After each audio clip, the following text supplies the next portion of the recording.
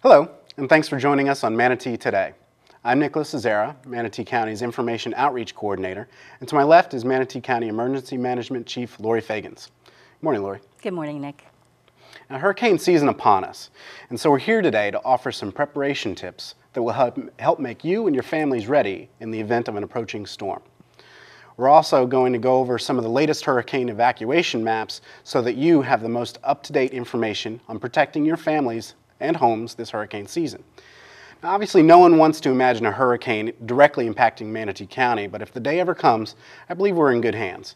2 years ago, the Florida Division of Emergency Management named Lori the first ever recipient of the County Emergency Director of the Year. She leads up a fantastic team of emergency professionals and volunteers, and I consider her the emergency prep coach for all of Manatee County. Thanks again for joining us, Lori. Thank you. That was quite an introduction. Now, hurricane season lasts from June 1st to November 30th. That's right. When you're talking to the public and friends and family, what is the number one most important tip that you impart on those folks? To make a family disaster plan, they need to know what to do before the hurricane hits. Pre-planning will make a difference of whether they're a survivor of a storm or a victim of the storm. I'll talk a little bit about the hurricane preparation plan or your family readiness plan. What needs to be a part of that? A family plan addresses if you live in an evacuation zone and you have to evacuate, where are you going to go? The whole family needs to know that. If you're going to go to a shelter, what do you bring to a shelter? Things like if you're going to leave the county, you need to let your family outside the area know where you're going to go. We see so many times, Nick, after the storm, families can't connect because they don't know where they've been displaced or they've moved to. And are there things that people need to take with them when they evacuate their homes? Absolutely. Important papers, number one, all your insurance policies, any important papers, bring them with you. And even if you're going to a shelter or if you're going on the road and you're leaving the county, you need to bring some survival food, water, number one. Even if you're going to go over to the middle of the state evacuating, think of if you get stuck on I-75 because of traffic. What does your family need for 6 hours stuck in traffic, 12 hours stuck in traffic? So a hurricane disaster kit can be water, food, medication, important papers, and don't forget those pets. If you're transporting pets, you need those kind of papers on the pets as well, their vaccinations and so forth. All right, we'll get into the Yes. shelters a little bit more in a few minutes, but you alluded to hurricane evacuation zones, and there's some new maps that are available. Explain how those maps were made and what they mean. Okay. Well, several years ago, the state of Florida flew the whole coastal communities of the state of Florida, and they determined new land heights, and we call that LIDAR. And then they modeled many different storms, the surge, the salt water coming in pushed ahead of the storm versus the land height, and that defines what we call evacuation zones. So if you live in an evacuation zone and that size storm is coming to Manatee County, that means that there's a potential you could drown if you don't leave that evacuation zone. So evacuation zones deal with that water intrusion onto that land, onto that property. So it's not just the forecasted impact of the storm itself, but it's the storm surge. It absolutely is. We always say run from the water. If you're in an evacuation zone and we're calling that level of evacuation, there's no debate. You need to leave. There's a potential that the storm will get you and you will drown if you don't leave. We say if you don't run for the water, you hide from the wind. So if you're non-evacuation zone, you still need to be prepared for hurricanes. How would someone go about finding out if their home or property is in an evacuation zone? We have several tools for them. One of them is online at mymanatee.org/hurricane. They can go online, and in fact, Nick, we do have it queued up here. When they do that, this is the disaster page that they're going to come into, and then over here on the right-hand side, you'll see evacuation zone maps. They click on that. We've got one queued up right away, so we're just going to click over here, and this is what they'll see on the screen. Explain what those colors mean, Lori. We see various shades of red, yellow, green, blue. Okay. When we evacuate per the size of the storm, and those are what we call different evacuation levels. So the first level is a minimal storm. It's all the area in red. So if we say evacuation level A, that means every property in this area that is in red, and even up the river you'll see some, those people need to leave. If we say... What is the foot level? Is there a measurement that level A is? Yes. Level A, you can get potentially up to 6 feet of water. And then if the goes to a category 2, it means that it's going to go all the way up to approximately 12 feet of water. So the different colors are the different levels, and it's progressive, Nick. So if we call for like a level C, it would be all of the red, all of the orange, and all of the yellow. Okay. So that water is going to keep being pushed ahead of that storm, and it's going to keep on coming until it finds a landmass that's higher than the size of the surge. And that's how the evacuation zones are defined. You mentioned the state had recently done the newest relevant mapping. Why is that important? Did the maps change significantly since the prior time? It's a great question, and yes, they have. You may not have even been in an evacuation zone before, but you may now be in it. Or you were in an evacuation zone and that level either went down or up. Everyone needs to go back and look, type in their property, and find out if they're in an evacuation level and what the new level could be. If you can show again on the screen exactly how someone can find whether their home is in one of these zones. Right over here, you see 3 tabs. You're going to click on the search tab, and then you're going to search by your street address. Just type in your number, your street name. If there's a circle, avenue, these are drop-down boxes. And then if your address has east, west, here's a drop-down box. And then your city. Just click search. It'll come back with your address. On this right-hand column, you'll see all the information about your address. At the very bottom, it says evacuation zone. If it says NA, that's great. You don't have to leave. It has anything from A to a level E. You're in an evacuation zone. All right, so how does the county use these maps? And I guess maybe the better question is, what's the county's role when the storm is approaching? How are you using the forecast, National Weather Service forecasts to spread information to the public and let them know whether evacuation A needs to evacuate and so forth? We hold conference calls, and the National Hurricane Center gives us the larger 10-foot guidance of where they think the storm's going to go. But the National Weather Service in Ruskin is really looking specifically at what's the impact to Manatee County.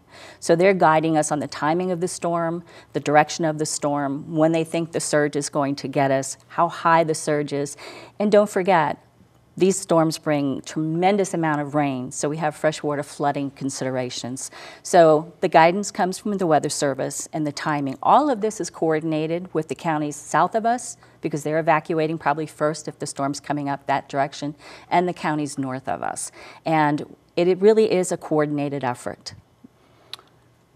You mentioned the freshwater and the rain impacts. Do these evacuation maps include freshwater impacts? No, they couldn't possibly do that. It's hard enough to predict the surge levels. You have to understand, freshwater flooding occurs on a thunderstorm. We see we're flat in Florida. So if people are going to evacuate out of county, that should be part of that family plan we go back to. When are they going to leave? Are the roads already wet with the storms preceding the storm, a hurricane? So freshwater flooding is from rain. Surge is that salt water that's being pushed in from the Gulf. Is there a matrix that allows you to determine when exactly to give that evacuation order? There's a lot of deciding factors. One is the size of the storm, more importantly, the speed of the storm and the direction of the storm. Is it coming from east to west? Is it coming up the Gulf? Is it coming from the Gulf and coming towards Florida straight at us? A lot of different timing scenarios. And the National Hurricane Center has a product we use, and it's called a decision arc. And we see where the storm is coming, and we know how long it would take us to evacuate for that level of storm. That's the time we make the decision to hopefully do a voluntary evacuation where we can give people as much time as we can to get out. And then when we know high impact, that's a mandatory evacuation. You must get out. When does it transition from voluntary to mandatory?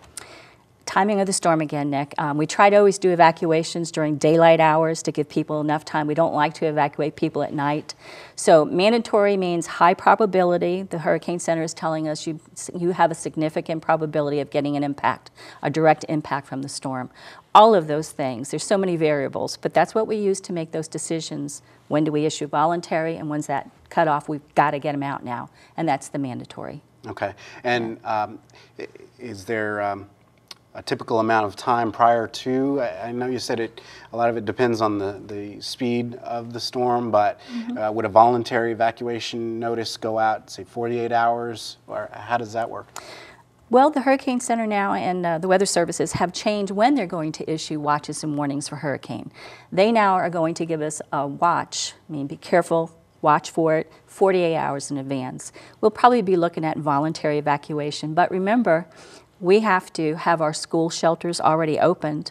48 hours out, the schools may still be open. So again, it's all that consideration. So I can't give you a definite. The Hurricane Center will give you a hurricane warning. And remember when your mom would say, I'm warning you, Nick, don't do that again. That's what I want to impart on people. When you hear that warning, that's the worst. That's the worst. And they're giving us at least a 36-hour warning if they can. High potential impact of that hurricane. Now, what if my home is not located within one of the evacuation zones? Does that mean that I don't need to prepare or evacuate? You always need to prepare, always. Run from the water, you have to evacuate. Hide from the wind. If your home is in a non-evacuation area, you need to protect the home. Every storm, even if we don't get a direct impact, we get the side effects from them around us in other counties. You have to shutter your house. You have to your windows. You have to brace your doors. Brace your garage doors. Sounds like a lot. They're really easy steps. You just go to any lumber supply company. They'll show you how to shutter your house with plywood, how to brace your doors very cheaply. And what you're doing is you don't want that wind to break any opening in your house because that's when the roofs pop off. So you need to prepare your house. You need to take all the flying debris, lawn furniture, whatever you have, potted plants, get them all inside because then they become the flying projectiles. So a person may have purchased the lumber, but at what point do they start battening down the hatches and boarding the windows?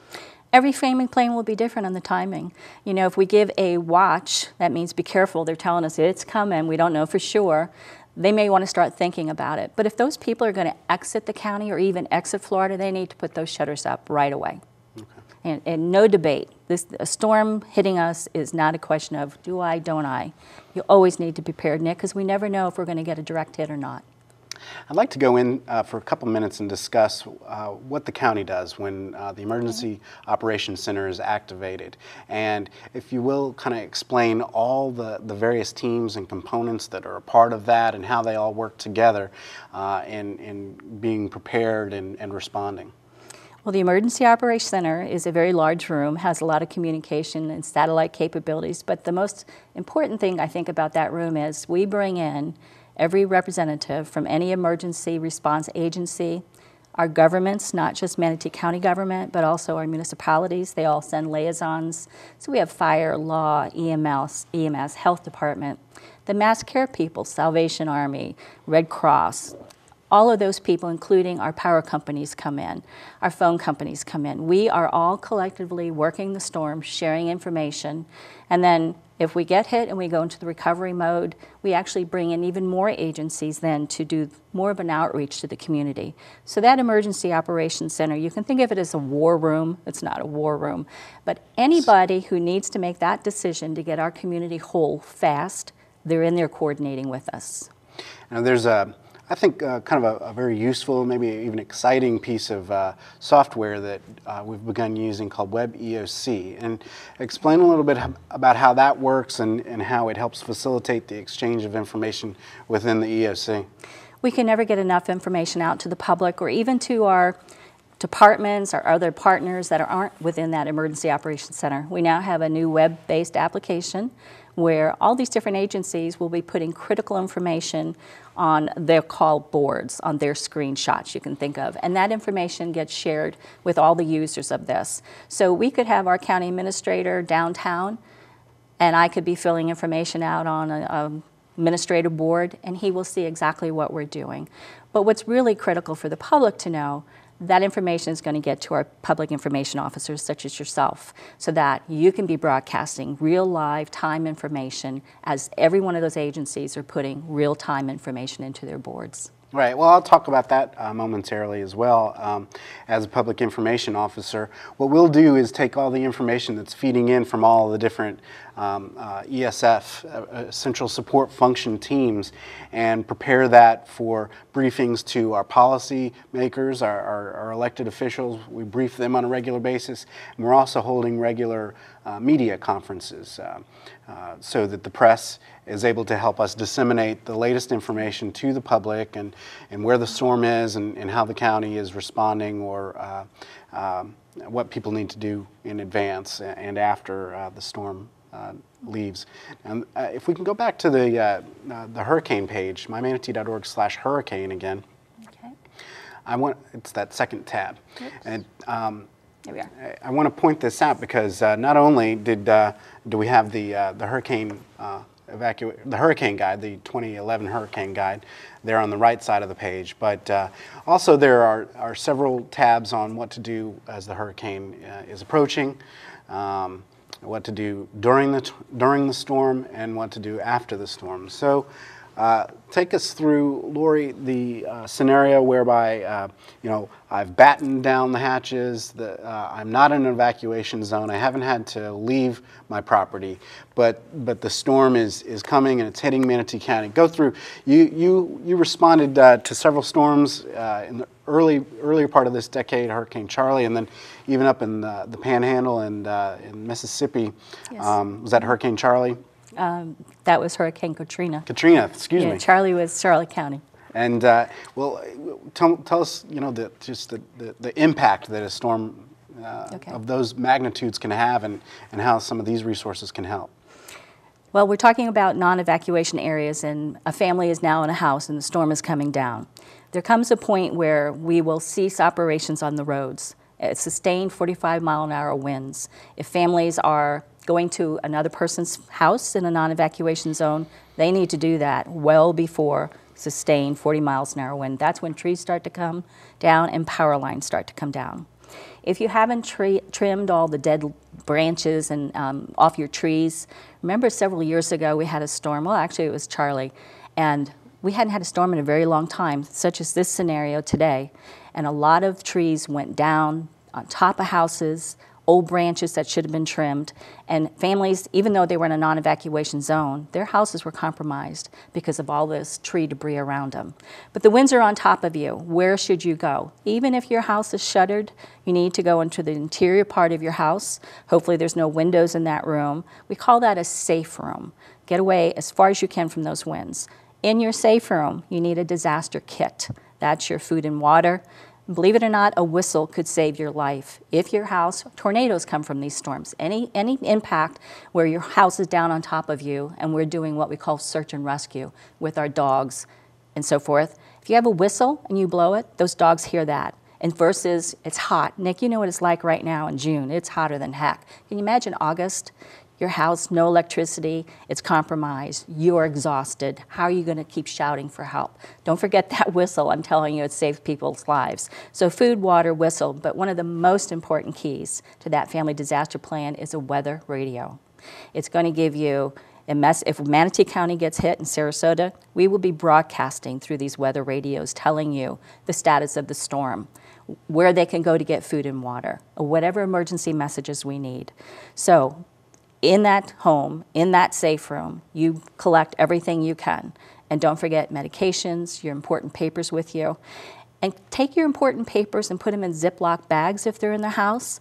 And you can even put those things in the freezer or the refrigerator, because those are heavy items that typically don't blow over. And then they'll be saved. Lots of tips. I could go on for hours on this, but all that information is on mymanatee.org/hurricane. And also, they can pick up this hurricane guide. A lot of good information. They can pick this up at the libraries, at the Minnesota Post Office, at the county buildings, and at Emergency Management. They can call us. And that number is 749-3505, area code 941, of course. And what scenario do you advise the public would call the Emergency Management Office? Why would they call that number? If you don't have access to a computer and you don't know if you're in an evacuation zone, please don't hesitate to call my office. We will get online for you, we'll type in your address, and we'll let you know. That also gives us an opportunity to talk to you about what are your disaster plans going to be. You know, we have shelters. They open up according to the size of the storm. Not all shelters open up at once. We can educate them on that. We can also talk about evacuation routes and what they can expect. So that's our opportunity to help. Talk a little bit about the shelters. How many are there? Where are they? Okay. What are they like? All right.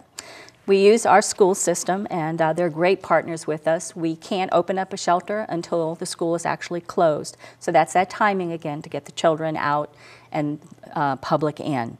We have 28 shelters. That doesn't mean we open up all 28 at once. It depends again on the size of the storm.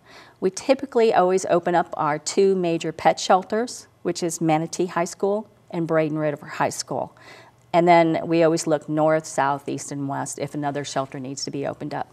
So you have to listen to the media. You have to look at our web to find out what shelters are being opened at what time. What if you've got your pet and you're taking them to one of the two pet-friendly shelters, what do you need to bring with you? Is there food on hand for people and for pets, or how do you need to accommodate yourselves? The school will feed you the food that's on hand. So you're going to be eating school food. If you have a special diet, you need to bring food with you, non-perishable, because you won't be able to cook anything. Don't forget your meds. Pets, no pet supplies are offered because the schools don't typically stock pet supplies, and you are responsible for your pets. You need to bring them in a cage. You need to have your current vaccination, your rabies tags, so forth, food and water for your pet, and their medicines. And we have our clients that come into the shelter actually stay with their pets. So you are responsible to take the pet out and walk the pet, pick up the droppings from the pet. But we will give you a shelter spot. You can evacuate if that's your last, shelters or last resort. Don't stay home with the pet in an evacuation zone if that's what we're calling for, because you're afraid there's no place for your pet. We have pet-friendly shelters. And call us with any questions. We're happy to help them. So the first option is find a family or friend who lives elsewhere outside of the expected area of impact. That's your first option. That's your first recommendation, to go there, and then the shelter would be the last resort, correct? Absolutely. When you go to public shelters, they're there for people who don't have somebody that lives in a non-evacuation zone to go to, or they're elderly and they don't want to drive out of county. That's what those shelters are for, those type of people. Bring your pets. We have great volunteers that will help manage the pet with you. So do not stay with the pet because you live in an evacuation zone. We have options for you, and please call us. Is there, when people are preparing, if they don't have any other options and they're preparing to go to a shelter, is there a recommended daily amount of supplies that you suggest for their special dietary needs or for their pets? I think they all know, you know, a pet needs at least a scoop or two of the dry kibble. They'll know their volume. Everybody eats a different amount of food. But in the school, they will feed you 2 meals a day, breakfast and then the dinner, and then you need to bring some snacks in between. Remember, it's a life safety measure. It's not a cruise ship. It's just a little rowboat. You can think of it that way to help you ride through the storm. Your comforts are not going to be there. You need to bring your sleeping apparatus, if you're bringing a cot or a chair or sleeping bag, all of that stuff that's not provided in a school. You're going in gymnasiums and hallway. So think about that. And again, all these tips are on the web as well as the Hurricane Guide. Very good. Now, Manatee County also has a program called Special Needs Program. What is that? Special Needs. We in Manatee County provide to any person who has to evacuate because they're either in the evacuation zone that we're calling, or they're fearful for their house. It's an older house and maybe it's going to be compromised with high winds. We will come and pick them up, provide transportation if they don't have transportation, and take them to one of our general population shelters. That's one prong of this program. The other one is if that person has a higher medical need where they really can't survive in a regular general population shelter, they're going to be qualified medically to go to our special needs shelter, and they'll receive a little higher care. That shelter has a generator, so typically most of the clientele are power dependent or oxygen users. And again, we would come and pick them up if we had to and bring them to that shelter. They need to apply for it, Nick. It's a free program, but they have to make application. And then our health department actually evaluates the medical needs of these people, and they determine general population shelter or special needs shelter. Or they have too high a medical need and they have to go to a hospital, and we can't help them then. That application is available on the website, I expect. The applications are on there. Just look for the special needs program. Very good. Now, here in the spring of 2011, there were so many weather-related disasters, whether it was flooding along the Mississippi, tornadoes in Alabama, and are those signs, do you think, that this could be a particularly active hurricane season, and what has the National Weather Service forecast for this year? They are, I can't say the floods have anything to do with the hurricanes, but the National Hurricane Center, they're predicting this is going to be a very active season again, and it has to do with the weather below us and how hot the water is. But I always say, Nick, and I've preached this for years, 20 years I've been in this business, it takes only one storm if you're not prepared to really wreck your life. And it doesn't take that long to prepare. Know what you're going to do. Have everyone in your family know the plan. Kids are off school now. What a great project. Get the kids on the computer. Have them help you do that family plan, that pet plan. So numbers, I never play numbers. I just say, you know, Mother Nature, she's unpredictable, and one storm, you need to be prepared for it, let alone the 15, 18 that they're projecting. Now, you mentioned the response to Katrina and Charlie, yes, some of the other hurricanes that you've assisted with in the past. What were some of the top lessons that those communities learned that we can take a lesson from, and were there certain aspects, were people not as prepared as they should have been? Did they not take the storm seriously? What did you learn from those? It'd been quite a while since, I'll talk about Mississippi, because that's where I was deployed, Hancock County, Mississippi. They had experienced Hurricane Camille years ago, and to them, and it was the worst hurricane that they had ever experienced in their history. Hurricane Katrina was coming up. People got complacent. They said, we survived Camille, we're not leaving. And the emergency managers did their best to try to evacuate everybody out of that area. A lot of people didn't, and that's where the deaths occur. What we learned is to keep getting the word out like we're doing today, to not be complacent. All year round, we do presentations. We keep telling people, this is not a game. You're not gonna survive a storm if it's coming in our area and you're in that evacuation zone. You're playing with your life. And it comes down to, Nick, a personal decision if that person's gonna leave or not. And the best we can always do is keep doing good preparedness presentations like this morning. That was one lesson. The other lesson we learned is people left their pets, the ones that left, because there was no place, no shelters with pets. We came back to our board and our school board and we said, people drown because they will not leave their pets. And so we got the authority from both groups. Let's partner together, let's make pet shelters. And that's how we got pet shelters. So that was a good thing from lessons learned from other hurricanes. And the other thing is take care of your workers, your emergency response workers. They have impacts to their personal lives. Their houses could be damaged. And so we have a lot of programs now assisting our employees after the fact to try to get them up as quick as we can, up and running, and get them back to work so that we can get those services out to the community. I think that was another big lesson I saw. What is it that you were doing when you went to those communities to assist, and what explain kind of the state's role and maybe even the feds, God forbid, a disaster strikes locally? We were deployed because their government, their emergency operations center was totally compromised. They were personally impacted, and so the state of Florida more or less adopted Mississippi through compacts. We went in there to help them reestablish their government. We developed this emergency operations center. We used what you talked about earlier, emergency support functions. We taught them that. That's a way to very quickly start to organize the impact from a disaster and start that recovery process.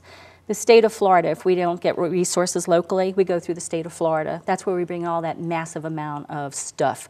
Food, water, search and rescue teams, all of that. So that's our coordination back to the state. And all of that is done in that emergency operations center. If that is gone, I've seen it twice where it's a lot slower process to get the community back. And that's why we're so pleased to have our public safety center. Our public safety center was constructed within the last 5 years or so, and media reports had described it as a storm fortress. I mean, talk a little bit about how strong that building is, and it's of course not in any evacuation zone. It's a relatively safe area. Tell us about the Public Safety Center. It was built to 200-mile-an-hour winds. We have high impact windows and storm shutters on top of that. So wind load wise, we're safe. We're not going to get flooded. The Emergency Operations Center is large enough to bring in not only our local partners, some state partners, and even federal partners, but more importantly on a day-to-day basis. Our 911 center, our fire EMS, and the Sheriff's Dispatch Center is located in that building, so we're not worried about power fluctuations and our computer-aided dispatch systems going down.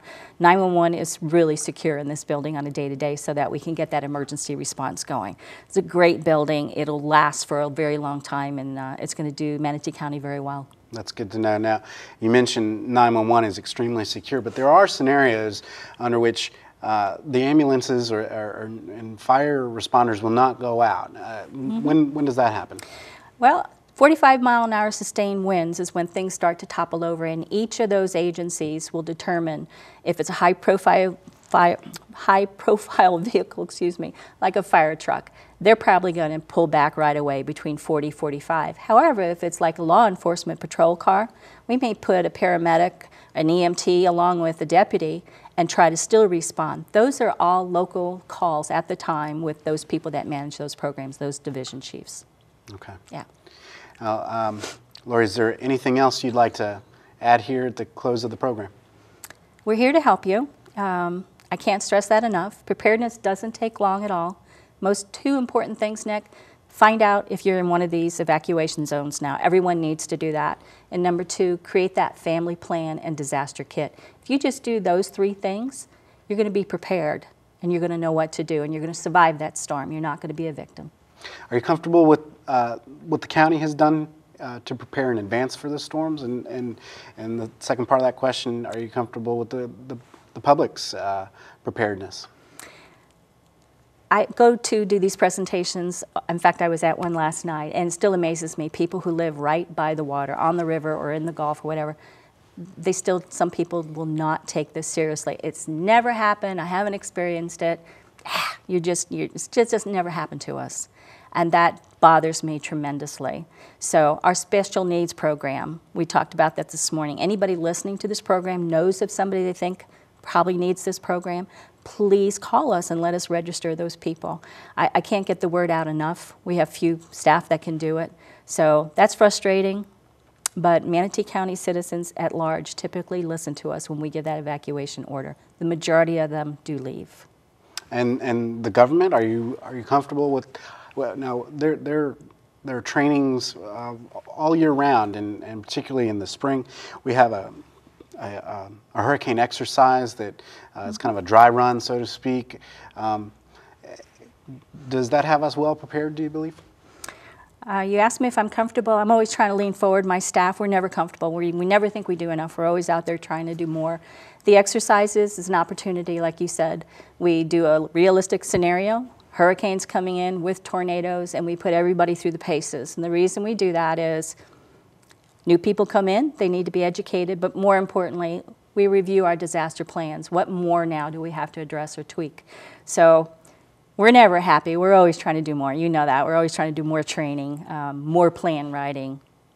That's good to know, and it's good to, as I mentioned, be in good hands with someone who feels there's always room for improvement. Absolutely. So, Lori, thank you again for joining me this morning on Manatee Today. And thanks to all of you for making hurricane preparedness a priority for your family and for your home. Remember to visit our website, mymanatee.org/hurricane, for more readiness information and for the latest hurricane evacuation maps. The more information you have, the better you and your family will fare this hurricane season. If you'd like to know more about Manatee County Services, or if you have an idea for a program, we'd love to hear from you. Call us with your ideas at 941-745-3771 or email us at mgatv@mymanatee.org.